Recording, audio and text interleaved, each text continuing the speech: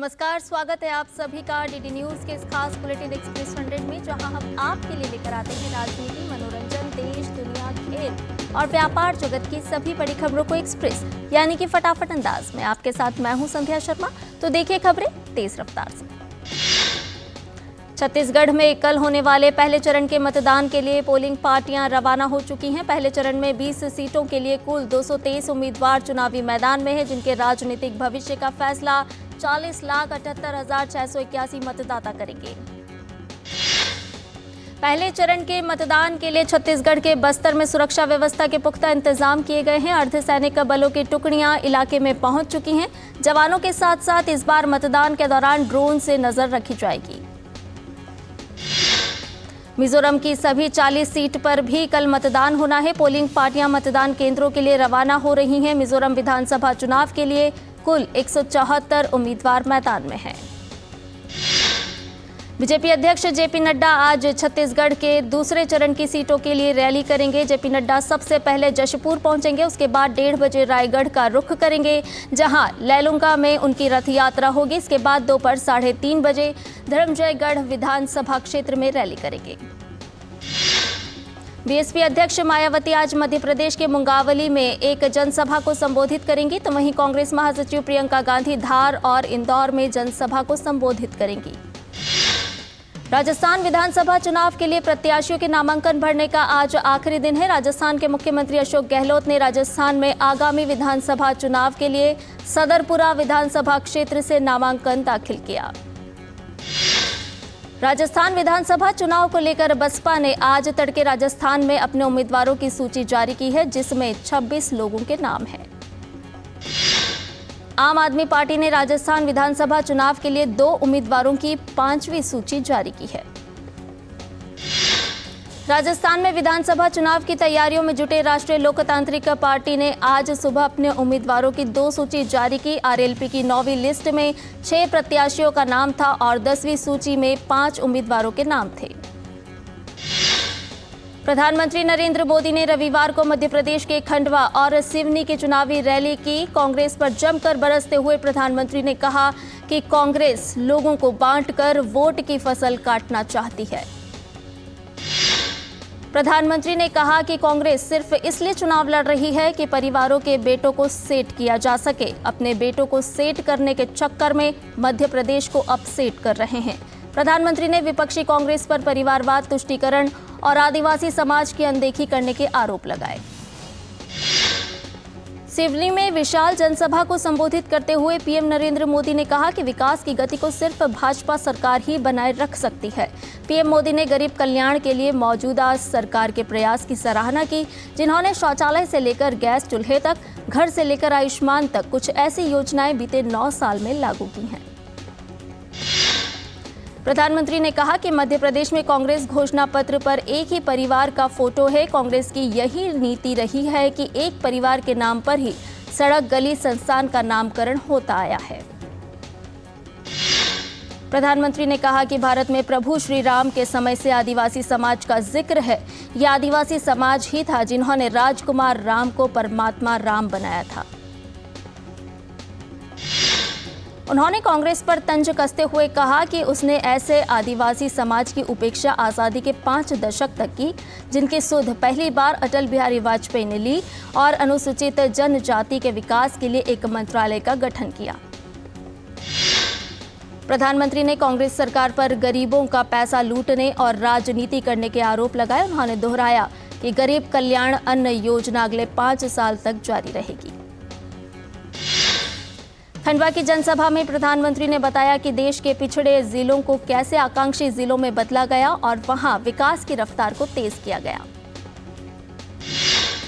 उन्होंने यह भी याद दिलाया कि मध्य प्रदेश को बीमारू राज्य की स्थिति से भाजपा सरकारों ने ही मुक्ति दिलाई है। उन्होंने जनता से आग्रह किया कि वे मतदान के वक्त सचेत रहें। कांग्रेस का काम सिर्फ लोगों के पैसों की लूट करना है।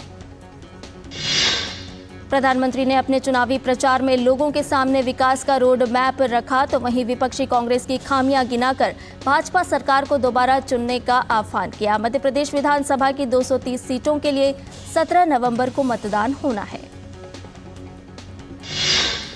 केंद्रीय मंत्री राजनाथ सिंह भी मध्य प्रदेश विधानसभा चुनाव के लिए प्रचार में जुटे हैं। रक्षा मंत्री राजनाथ सिंह ने मध्य प्रदेश के सागर में नरियावली विधानसभा क्षेत्र में एक जनसभा को संबोधित किया। राजनाथ सिंह ने कहा, प्रधानमंत्री नरेंद्र मोदी के नेतृत्व में देश तेजी से आगे बढ़ रहा है। उन्होंने प्रधानमंत्री आयुष्मान भारत योजना को देश के गरीब जरूरतमंद लोगों के स्वास्थ्य के लिहाज से बेहद कल्याणकारी बताया। वहीं कांग्रेस नेता जयराम रमेश ने भोपाल में संवाददाता सम्मेलन में शिवराज सरकार पर निशाना साधते हुए हर मोर्चे पर विफल रहने का आरोप लगाया।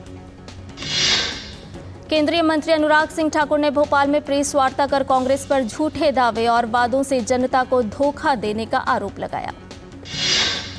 समाजवादी पार्टी के प्रमुख अखिलेश यादव ने कांग्रेस पार्टी को चालू पार्टी बताया। उन्होंने कहा कि कांग्रेस वोटों के लिए जाति आधारित जनगणना चाहती है। राजस्थान में बड़े राजनीतिक उलटफेर के बीच बाड़ी विधानसभा से लगातार 3 बार विधायक रहे गिरिराज सिंह मलिंगा ने भाजपा का दामन थाम लिया। इसी के साथ धौलपुर बाल कल्याण समिति के अध्यक्ष रवि पचौरी, आम आदमी पार्टी यूथ विंग के प्रदेश अध्यक्ष अनुराग सिंह बराड़ और कई अन्य नेता केंद्रीय मंत्री गजेंद्र सिंह शेखावत की उपस्थिति में भाजपा में शामिल हो गए। केंद्रीय गृह मंत्री अमित शाह रविवार को बिहार के दौरे पर थे, जहां उन्होंने नीतीश सरकार पर हमला बोला। अमित शाह ने मुजफ्फरपुर में कहा कि नीतीश ने पीएम पद के लिए भाजपा का साथ छोड़ा था, लेकिन उनकी ये आकांक्षा कभी पूरी नहीं हो पाएगी। अमित शाह ने लालू और नीतीश की जुगलबंदी पर कटाक्ष करते हुए कहा कि तेल और पानी एक नहीं हो सकते। उन्होंने कहा कि बिहार में एक बार फिर जंगल राज लौटने का आरोप है। जाति आधारित गणना को गृह मंत्री ने छलावा बताया। उन्होंने नीतीश सरकार पर अति पिछड़े वर्ग के साथ विश्वासघात करने का आरोप लगाया। अमित शाह ने कहा कि जाति जनगणना की रिपोर्ट में यादव और मुस्लिमों की आबादी बढ़ाकर दिखाई गई और अति पिछड़े समाज की संख्या को काफी कम दिखाया गया है। अमित शाह ने धारा 370 का जिक्र करते हुए कहा, आरजेडी और जदयू जम्मू कश्मीर से धारा 370 हटाने के समर्थन में नहीं थे, जबकि उनकी सरकार का आतंकवाद के खिलाफ हमेशा सख्त रुख रहा है। हीरालाल सामरिया ने आज भारत के मुख्य सूचना आयुक्त के रूप में शपथ ग्रहण की। राष्ट्रपति द्रौपदी मुर्मू ने उन्हें शपथ दिलाई। शपथ ग्रहण समारोह में उपराष्ट्रपति जगदीप धनखड़ और प्रधानमंत्री नरेंद्र मोदी भी उपस्थित रहे। पहली Australia India education and skill council की बैठक आज आईआईटी गांधीनगर में चल रही है। केंद्रीय शिक्षा मंत्री धर्मेंद्र प्रधान, ऑस्ट्रेलिया के शिक्षा मंत्री जेसन क्लेयर और ऑस्ट्रेलिया के कौशल एवं प्रशिक्षण मंत्री ब्रैंडन ओ कॉनर्स संयुक्त रूप से बैठक की अध्यक्षता कर रहे हैं। काउंसिल की बैठक से पहले भारत और ऑस्ट्रेलिया के शिक्षा मंत्रियों के बीच द्विपक्षीय बैठक हुई। AIESC 2011 में स्थापित एक द्विराष्ट्रीय निकाय है। इसका उद्देश्य दोनों देशों के बीच शिक्षा, प्रशिक्षण और अनुसंधान साझेदारी की रणनीतिक दिशा को तय करना है। दिवाली से पहले जनता को बड़ी राहत देते हुए आज से सरकार सस्ते दाम पर भारत ब्रांड आटा बेचने की शुरुआत करने जा रही है। आटे की कीमत करीब 27 रुपये 50 पैसे प्रति किलो होगी। इसकी शुरुआत केंद्रीय मंत्री पीयूष गोयल करेंगे। सरकार सस्ते आटे की बिक्री नैफेड, NCCF, केंद्रीय भंडार और मदर डेयरी के सफल आउटलेट के माध्यम से 10 और 30 किलो की पैकिंग में करेगी। केंद्र सरकार ने प्रवर्तन निदेशालय के आग्रह पर महादेव सट्टेबाजी ऐप पर प्रतिबंध लगाया है। इलेक्ट्रॉनिक्स और सूचना प्रौद्योगिकी मंत्रालय ने महादेव बुक और रेड्डी अन्ना प्रेस्टो प्रो सहित 22 अवैध सट्टेबाजी ऐप्स और वेबसाइटों के खिलाफ ब्लॉकिंग आदेश जारी किए हैं। यह कार्रवाई अवैध सट्टेबाजी ऐप सिंडिकेट के खिलाफ ईडी की ओर से की गई जांच और उसके बाद छत्तीसगढ़ में महादेव बुक पर छापेमारी के बाद की गई। इसमें ऐप के गैरकानूनी संचालन का खुलासा भी हुआ है। इस बीच केंद्रीय कौशल विकास और उद्यमिता और इलेक्ट्रॉनिक्स और सूचना प्रौद्योगिकी राज्य मंत्री राजीव चंद्रशेखर ने कहा कि छत्तीसगढ़ सरकार के पास आईटी अधिनियम की धारा 69A के तहत वेबसाइट ऐप को बंद करने की सिफारिश करने की पूरी शक्ति थी। हालांकि उन्होंने ऐसा नहीं किया। इन तमाम कार्रवाई के बीच सोशल मीडिया प्लेटफॉर्म X पर एक वीडियो जारी हुआ है, जिसमें शुभम सोनी नाम का शख्स खुद को महादेव ऐप का मालिक बताते हुए छत्तीसगढ़ के मुख्यमंत्री भूपेश बघेल को 508 करोड़ रुपए देने की बात कर रहा है। इस वीडियो को भारतीय जनता पार्टी ने भी अपने एक्स अकाउंट पर साझा किया और कहा कि महादेव बेटिंग ऐप मामले में छत्तीसगढ़ के मुख्यमंत्री भूपेश बघेल पूरी तरह लिप्त हैं। उपराष्ट्रपति जगदीप धनखड़ आज एक दिवसीय मुंबई दौरे पर रहेंगे। उपराष्ट्रपति IIT बॉम्बे जाएंगे, जहां संस्थान में छात्रों और शिक्षकों से संवाद करेंगे। इस अवसर पर महाराष्ट्र के राज्यपाल रमेश बैस भी उपस्थित रहेंगे। भारतीय नौसेना के नवीनतम स्वदेशी निर्देशित मिसाइल विध्वंसक सूरत का अनावरण आज शाम सूरत में किया जाएगा। गुजरात के मुख्यमंत्री भूपेंद्र पटेल इसका अनावरण करेंगे। समारोह में नौसेना प्रमुख एडमिरल R हरि कुमार भी शामिल होंगे। ज्ञानवापी मामले पर सुप्रीम कोर्ट आज सुनवाई करेगा। कोर्ट पहले इस पर विचार करेगा कि क्या परिसर के अंदर श्रृंगार गौरी और अन्य देवी देवताओं के पूजा अर्चना के अधिकार की मांग वाली याचिका सुनवाई के लायक है या नहीं। मुस्लिम पक्ष का कहना है कि हिंदू पक्ष का दावा सुनवाई के लायक ही नहीं है। प्लेसेस ऑफ वर्शिप एक्ट के रहते इस मामले पर सुनवाई नहीं हो सकती। इससे पहले चीफ जस्टिस ने अपनी अहम टिप्पणी में कहा था कि यह देखना होगा कि 15 अगस्त 1947 यानी आज़ादी के दिन इस धार्मिक स्थल का स्वरूप कैसा था। IPC और CRPC की जगह देश में नए कानून के मसौदे पर संसदीय समिति की आज बैठक है। भारतीय दंड संहिता और दंड प्रक्रिया संहिता को बदलने के लिए लाए गए तीनों नए विधेयकों के नए शीत सत्र में लाए जाने के आसार बढ़ गए हैं। दिल्ली और NCR में प्रदूषण के खतरनाक स्तर से फिलहाल राहत मिलती नहीं दिखाई दे रही है। राजधानी में हवा की स्थिति बेहद गंभीर है और इसे देखते हुए वायु गुणवत्ता प्रबंधन आयोग ने राजधानी में ग्रैफ 4 लागू कर दिया है। केंद्रीय प्रदूषण नियंत्रण बोर्ड के अनुसार दिल्ली में वायु गुणवत्ता सूचकांक गंभीर श्रेणी में बना हुआ है। सभी प्राइमरी स्कूलों को 10 नवंबर तक बंद रखने के आदेश दिए गए हैं। RK पुरम में AQI 466, ITO में 402, पड़पड़गंज में 471 और न्यू मोतीबाग में 488 दर्ज किया गया है। प्रदूषण कम करने के लिए मुख्य इलाकों में पानी का छिड़काव किया जा रहा है। पंजाब में रविवार को इस सीजन के एक दिन में पराली जलाने के सबसे ज्यादा 3,230 मामले सामने आए। इनमें से सबसे ज्यादा 551 मामले मुख्यमंत्री के जिले संगरूर से सामने आए। मुंबई में भी वायु गुणवत्ता में गिरावट दर्ज की गई। शहर में आज सुबह धुंध की चादर देखी गई। सुबह सैर पर निकले लोग प्रदूषित हवा से परेशान नजर आए। और बुलेटिन में फिलहाल रुक रहे एक छोटे से ब्रेक के लिए। आप देखते रहिए DD न्यूज। 5 चुनावी राज्यों की चुनावी मिसाल: छत्तीसगढ़, मध्य प्रदेश, राजस्थान, तेलंगाना, मिजोरम का सियासी घमासान। किस राज्य में किसकी बनेगी सरकार? क्या है राजनीतिक दलों के दावे और क्या है उनकी हकीकत? हर राज्य की चुनावी खबर और जनता के मुद्दे। होगा चुनाव से जुड़ी हर खबर का अपडेट। देखिए जनादेश सोमवार से शुक्रवार हर शाम 7 बजे सिर्फ DD न्यूज पर।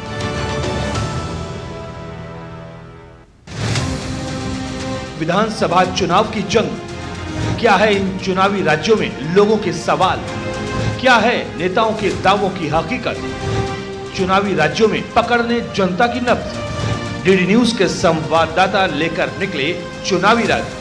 विधानसभा चुनाव में राजस्थान में ऊंट किस करवट बैठेगा? छत्तीसगढ़ पहुंच चुका है DD न्यूज का यह विशेष चुनावी रथ। DD न्यूज का ये चुनाव रथ पहुंच गया है मध्य प्रदेश। चुनावी राज्यों की जमीनी हकीकत का सुपर शो देखिए DD न्यूज चुनाव रथ शाम 7:30 बजे DD न्यूज पर। और ब्रेक के बाद एक्सप्रेस 100 में आपका एक बार फिर से स्वागत है। आइए बाकी की खबरों को जान लेते हैं फटाफट अंदाज में।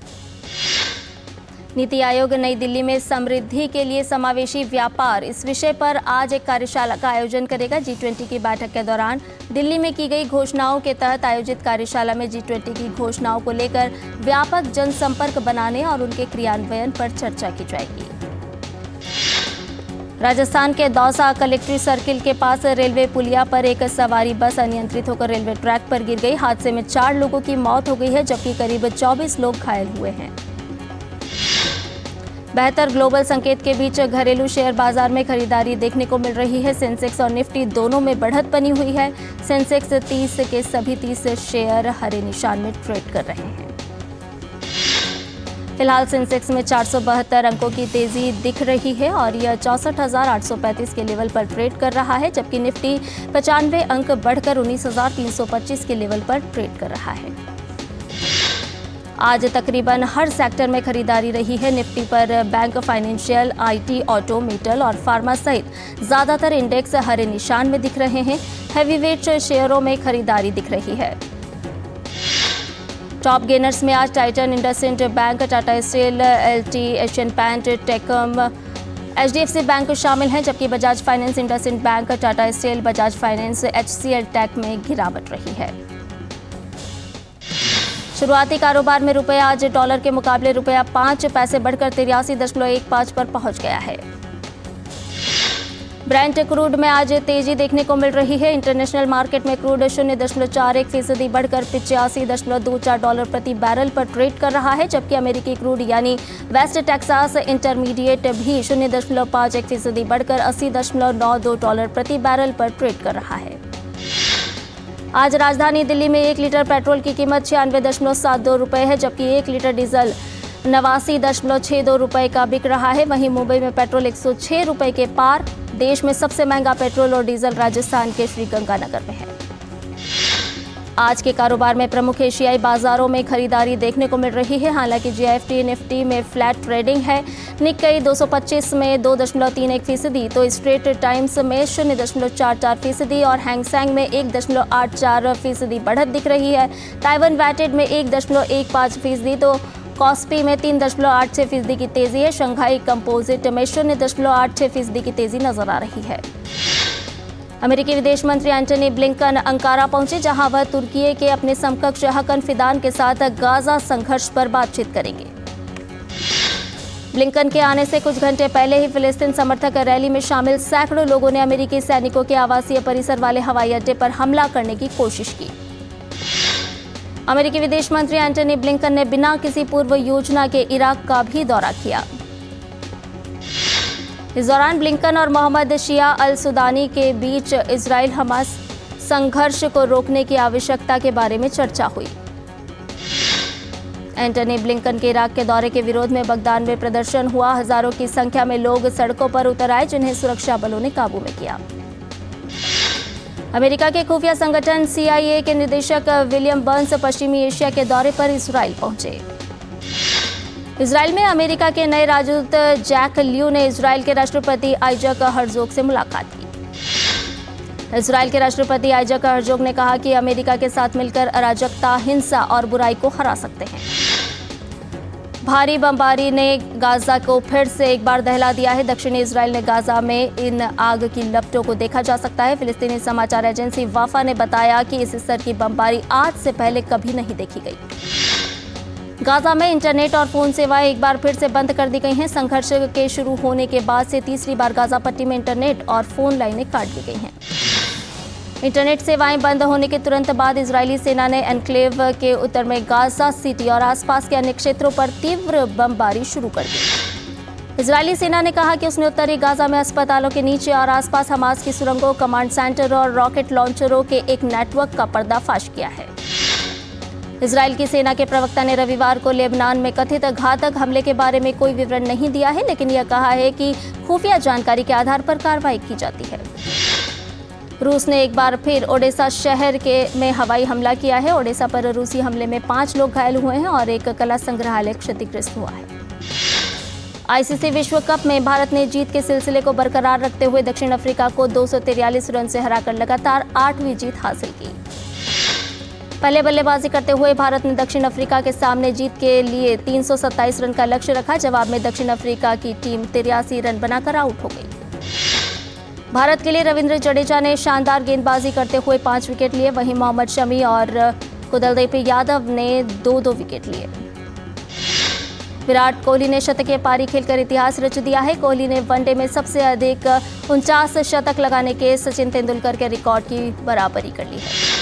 कोहली ने दक्षिण अफ्रीका के खिलाफ 101 रन की पारी खेली। उन्होंने 289वें मैच में 277वीं पारी में 49 शतक लगाने का कारनामा किया। आईसीसी विश्व कप में आज सेमीफाइनल की रेस से बाहर हो चुकी बांग्लादेश का सामना श्रीलंका से होगा। विश्व नंबर 1 टेनिस खिलाड़ी सर्बिया के नोवाक जोकोविच ने पेरिस मास्टर्स का खिताब अपने नाम कर लिया है। 37वें राष्ट्रीय खेलों में कोस्टल रोइंग को शामिल किया गया है। राष्ट्रीय खेलों में पहली बार कोस्टल रोइंग को जगह मिली है। राष्ट्रीय खेलों में तीरंदाजी के इंडियन राउंड में मणिपुर की महिला टीम ने टीम इवेंट में स्वर्ण पदक अपने नाम किया। युवा स्क्वॉश खिलाड़ी अभय सिंह ने राष्ट्रीय खेलों में पुरुष एकल का स्वर्ण पदक जीत लिया है। ग्रैंडमास्टर बनने के करीब पहुंची भारत की आर वैशाली ने महिला ग्रैंड प्रिक्स में पूर्व महिला विश्व चैंपियन चीन की झोंगई टेन को हराने में सफलता पाई। भारत ने महिला एशियन चैंपियंस ट्रॉफी का खिताब जीत लिया है। भारत ने मौजूदा चैंपियन जापान को 4-0 से हराया। पेरिस मास्टर्स टेनिस प्रतियोगिता में भारत के रोहन बोपन्ना और मैथ्यू एब्डेन की जोड़ी पुरुष युगल में उपविजेता रही। जेसिका पेगुला ने अमेरिकी ओपन की विजेता कोको गॉफ को आसानी से हराकर WTA फाइनल्स टेनिस टूर्नामेंट के खिताबी मुकाबले में जगह बनाई। सचिन बसैया ने चौथे दौर में 5 अंडर 67 का शानदार कार्ड खेलकर रविवार को जीव मिल्खा सिंह आमंत्रण गोल्फ टूर्नामेंट का खिताब जीत लिया। फ्लुमिनेंसे FC ने कोपा लिबर्टाडोरेस का खिताब जीत लिया है। अक्षय कुमार इस समय रोहित शेट्टी की फिल्म सिंघम अगेन की शूटिंग कर रहे हैं। Jaipur international film festival GIF के आयोजकों ने नामांकित फिल्मों की पहली सूची जारी कर दी है। सेल्विन राज जेवियर की फिल्म कंजूरियन कन्नप्पन के ट्रेलर को लियो के निदेशक लोकेश कनकराज ने शेयर किया। टाइगर 3 फिल्म 12 नवंबर को सिनेमाघरों में रिलीज होने वाली है। सलमान खान की इस फिल्म को लेकर दर्शकों के बीच काफी उत्साह है। बॉलीवुड अभिनेता अजय देवगन अपनी सुपरहिट फिल्म दीवानगी के सीक्वल में काम करते नजर आएंगे। बॉलीवुड के किंग खान शाहरुख खान की आने वाली फिल्म डंकी का नया पोस्टर रिलीज कर दिया गया है। विक्रांत मैसी की फिल्म 12वीं फेल बॉक्स ऑफिस पर अच्छा प्रदर्शन कर रही है। कलर्स टीवी के रियलिटी शो बिग बॉस 17 से मनस्वी ममगई बाहर हो गई है। साथ निभाना साथिया की एक्ट्रेस अपर्णा काडेकर का 83 साल की उम्र में निधन हो गया है। एक्ट्रेस ने शो में जानकी बा मोदी की भूमिका निभाई थी। इंडियाज गॉट टैलेंट सीजन 10 का खिताब अबुझमाड़ मलखंब ने जीता है। और न्यूज एक्सप्रेस में फिलहाल इतना ही। हमें दीजिए इजाजत, लेकिन डीडी न्यूज पर खबरों का सिलसिला लगातार जारी है। नमस्कार।